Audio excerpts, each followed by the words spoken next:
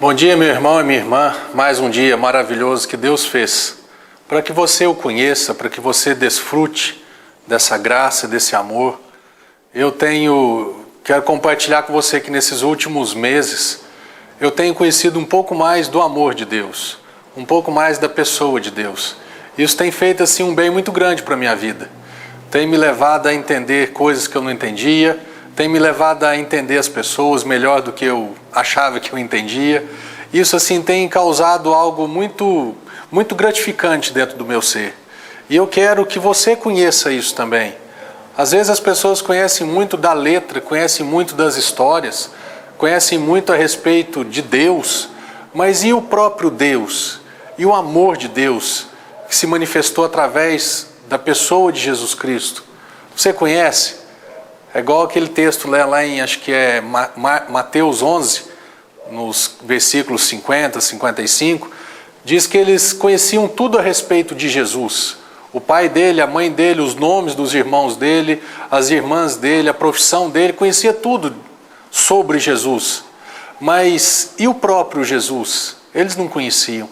E atrás desse Jesus, atrás desse conhecimento que eu estou, eu quero conhecer o amor de Deus. Eu quero conhecer a pessoa chamada Jesus Cristo. Eu quero cada dia mais me aprofundar nisso, para que eu não conheça apenas uma teoria, mas que eu conheça a prática desse amor. Amém? Eu convido você a conhecer Deus, a procurar conhecê-lo de uma maneira nova, de uma maneira diferente. E o que eu quero falar com você nessa manhã, talvez seja um pouco a respeito disso. É um texto que eu sou apaixonado, porque é um texto que sempre quando eu leio, sempre quando o Espírito Santo me leva até ele, eu aprendo uma coisa nova, eu aprendo, algumas coisas diferentes. E o que eu quero falar com você hoje está aqui no livro de Atos, que é o Atos dos Apóstolos, né? Que poderia ser os atos do Espírito Santo através dos apóstolos, através de Pedro, de Paulo, de Tiago. Foi o mover do Espírito Santo através da vida desses homens chamados pelo Senhor para pregarem, para ministrarem o amor dele, a graça dele, o poder dele. No livro de Atos, no capítulo 16, vai contar a história de Paulo e Silas quando eles estavam presos, que eles estavam encarcerados. E qual foi o motivo pelo qual eles estavam naquela situação? Eles estavam numa cidade aqui chamada de Filipos, estavam pregando o Evangelho, fazendo a obra de Deus, ensinando as pessoas. E aí uma mulher chamada, acho que não tem nem o nome dela aqui no versículo 16, diz que eles estavam indo para um lugar de oração, eles estavam indo orar, e aí de repente tinha uma mulher, diz aqui no versículo 16, aconteceu que indo nós, Paulo falando, indo nós para o lugar de oração, nos saiu ao encontro uma jovem possessa de espírito adivinhador, a qual adivinhando dava grande lucro aos seus senhores. Seguindo a Paulo e a nós, clamava dizendo: esses homens são servos do Deus Altíssimo e vos anunciam o caminho da salvação. Isso se repetia por muitos dias. Então Paulo, já indignado, voltando-se, disse ao Espírito: em nome de Jesus Cristo eu te mando, retira-te dela. E ele na mesma hora saiu. Olha que interessante. Uma mulher possessa de um espírito maligno, de um espírito de adivinhação. Às vezes eu vejo em postes, folhetinhos, que a fulana adivinha, que a fulana joga isso, joga aquilo para adivinhar o seu futuro. Você acha que a adivinhação vem de Deus, meu irmão? Esse texto aqui fala que não.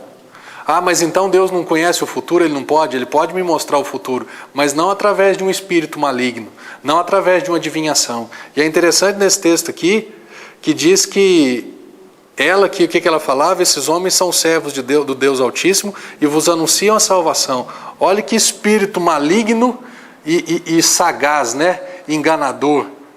Nós precisamos ter muito cuidado com pessoas que falam no nome de Deus, que falam a respeito de Deus. Será que realmente procedem de Deus?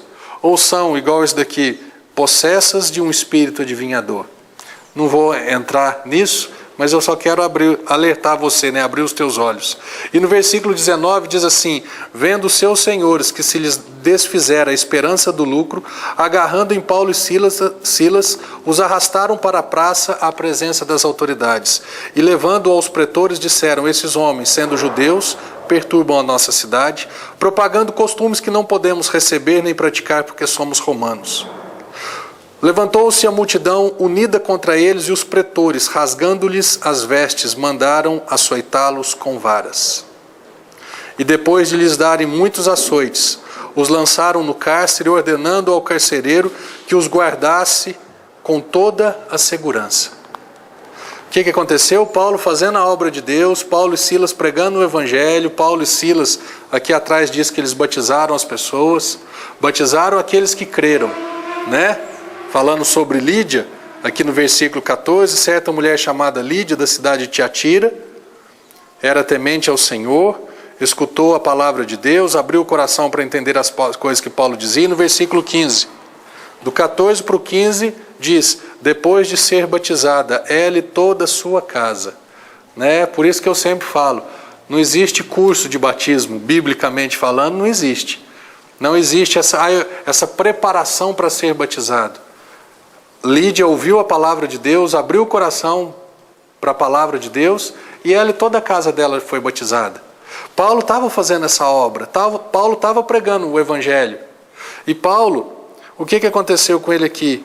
Por uma situação, ele pegou e foi parar numa cadeia. Os senhores aqui, os que estavam ganhando dinheiro, que estavam lucrando com esse espírito adivinhador na vida dessa mulher, quando esse espírito foi expulso da vida dela, e diz aqui, se desfez a esperança do lucro, eles se indignaram contra Paulo e Silas, se levantaram contra os dois, fizeram toda uma bagunça naquela cidade e lançaram os dois, levaram até os pretores aqui, que eram os juízes, os que cuidavam ali da ordem da cidade, da justiça, e os convenceram, até mesmo a multidão. E o que diz aqui?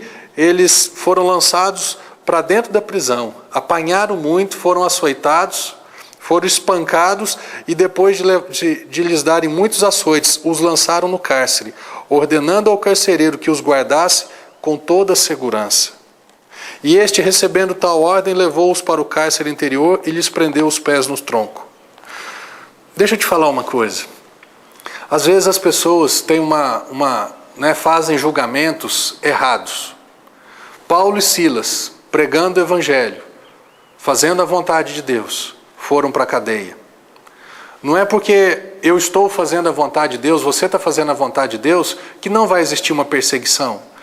Eu acho que é até mais fácil existir a perseguição fazendo a vontade de Deus do que não fazendo a vontade de Deus. Você que está aí me assistindo ou me ouvindo agora, você que está procurando fazer a vontade de Deus, você que está procurando seguir aquilo que Deus tem te orientado a fazer, não se admire de pessoas se levantarem contra você, de situações adversas virem para a tua vida e lhe causarem um transtorno.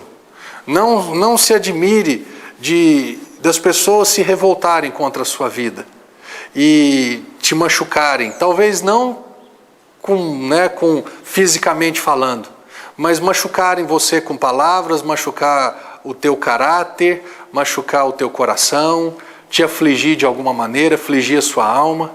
Não se admire disso, porque isso também acontece. Não é porque eu estou fazendo a vontade de Deus que todas as coisas vão dar certo na minha vida.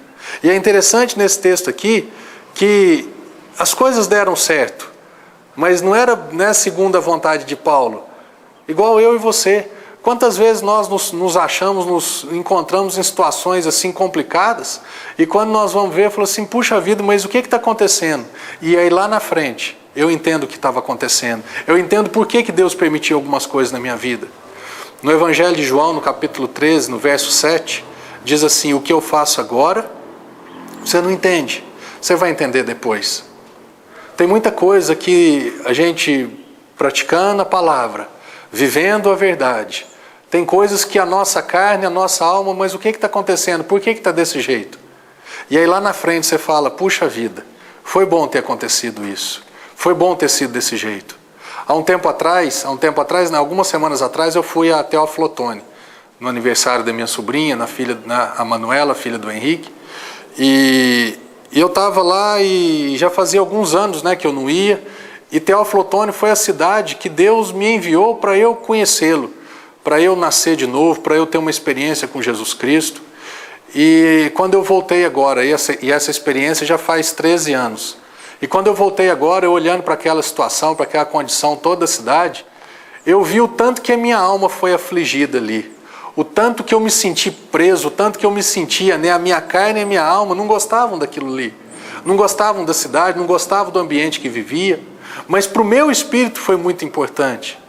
Tem situações na sua vida, meu irmão, minha irmã, que para a sua carne, para a sua alma não vai ser confortável, mas para o teu espírito é importante essa pressão, para o teu espírito é importante essa situação na sua vida, para que você o conheça. Foi quando eu conheci Jesus nessa condição, a alma aflita, né? A minha vida encarcerada, não numa prisão física, mas encarcerada, eu não vivia o que eu gostava, eu não desfrutava daquilo que eu queria para a minha vida, mas era necessário aquele tempo. Da mesma forma na sua vida, existem situações que eu tenho certeza que são necessárias, que você esteja passando, são necessárias para você. Você pode não estar entendendo agora, você pode talvez não estar nem querendo aceitar, mas uma coisa eu falo de cadeira. Sujeite-se a isso, dê crédito a essa palavra, submeta-se a essa verdade, porque a verdade vai te libertar. Submeta-se à palavra, pratique a palavra, e lá na frente pode demorar um dia, uma semana, um mês, um ano. No meu caso foram 3 anos para eu conhecer, para eu passar por aquele processo. E hoje, né, igual eu voltei agora, lá quando eu fui para conhecer Deus. E dessa última vez que eu fui, a minha esposa se encontrou com uma irmã chamada Dorinha, que nós a conhecemos lá numa das conferências do pastor Dave Robertson.